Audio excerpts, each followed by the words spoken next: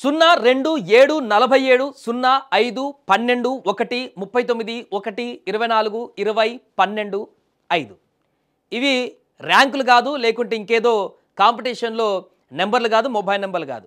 గత కొన్ని మ్యాచ్ల నుంచి సూర్యకుమార్ యాదవ్ యొక్క పర్ఫార్మెన్స్, సూర్యకుమార్ యాదవ్ గ్రీజులోకి వస్తే ప్రత్యర్థులకు ముఖ్యంగా బౌలర్లకు ముచ్చెమటలు పట్టేటువంటి పరిస్థితి ఉండేది. 360 డిగ్రీస్లో ఎటొచ్చిన బాల్ అటు బాదడంలో సూర్యకుమార్ యాదవ్ దిట్ట. అందుకే టీ20లో నెంబర్ 1 స్థాయి కూడా వెళ్ళాడు ఒకానొక సందర్భంలో. కానీ ఏమైంది?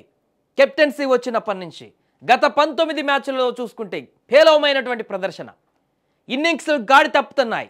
గత 19 టీ20 ఇన్నింగ్స్లో అతడు కేవలం 222 పరుగులు మాత్రమే చేశాడు. స్ట్రైక్ రేటు కూడా 120కి పడిపోయింది. ఓవరాల్గా అతడి కెరీర్ స్ట్రైక్ రేటు 164.05గా ఉండటం గమనార్హం. 19 ఇన్నింగ్స్లో అతడు కేవలం 12 సార్లు 3వ స్థానంలో, 7 సార్లు 4వ స్థానంలో బ్యాటింగ్కి వచ్చాడు. అంతకుముందు గతంలో ఎప్పుడు కూడా 3వ స్థానంలో వచ్చేటోడు. వీటిలో 2 అంటే 2 మాత్రమే కొంత చెప్పుకోదగ్గ ప్రదర్శన ఉన్నాయి ఈ 19 ఇన్నింగ్స్లో.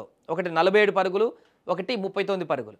మిగతా అన్ని సింగిల్ డిజిట్స్ 10, 12, 15 ఇలాంటి పరుగులే తప్ప చెప్పుకోవడానికి గత 19 మ్యాచ్లలో ఎలాంటి బెస్ట్ ప్రదర్శన లేదు సూర్యకుమార్ యాదవ్కి. అసలు సూర్యకుమార్ యాదవ్కి ఏమైంది? ఎందుకు తన గాడి తప్పాడు? తన బ్యాటింగ్ ప్రదర్శనను కోల్పోవాల్సిన పరిస్థితి ఎందుకు వచ్చింది? గ్రీజులోకి వచ్చాడంటే ఇప్పుడు కూడా ఎప్పుడు అవుట్ అవుతాడా అనే పరిస్థితి నెలకొన్నటువంటి పరిస్థితి. ఒకప్పుడు సూర్యకుమార్ గ్రీజులోకి వస్తే అవతల బౌలర్ ఏ బాల్ వేయాలో కూడా కన్ఫ్యూజ్ అయ్యేటువంటి పరిస్థితి. అప్పర్ కట్, స్వీప్ కట్ అన్ని ఏ రకంగా ఎటువైపు వచ్చిన బాల్ అటువైపుని పడుకొని కొట్టేటోడు, దొర్లి కొట్టేటోడు, ఎగిరి కొట్టేటోడు, ఎట్లా పడితే అట్లా కొట్టినటువంటి సూర్యకుమార్ ఇప్పుడు పరుగులు చేయడానికి ఇబ్బంది పడుతున్నటువంటి పరిణామం ఏర్పడింది.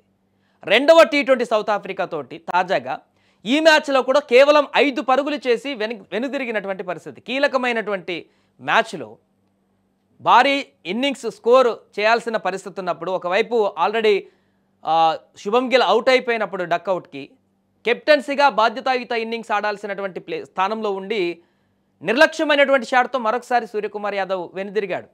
అందుకని మ్యాచ్ అయిపోయిన తర్వాత మాట్లాడాడు, నేను బాధ్యత తీసుకోవాల్సింది ఉండేది, శుభం అవుట్ అయిన తర్వాత నేను బాధ్యతాయుతంగా ఇన్నింగ్స్ ఆడకుండా చేయడం వల్లనే నేను కూడా విఫలమైపోయాను.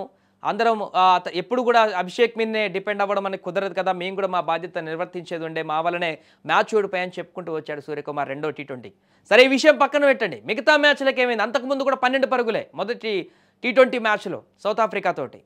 అంతకుముందు అన్నీ అసలు సూర్యకుమార్ ఒక హాఫ్ సెంచరీ చేయడానికి ఇన్ని మ్యాచ్లు చూడాల్సిన పరిస్థితి ఏర్పడిందా?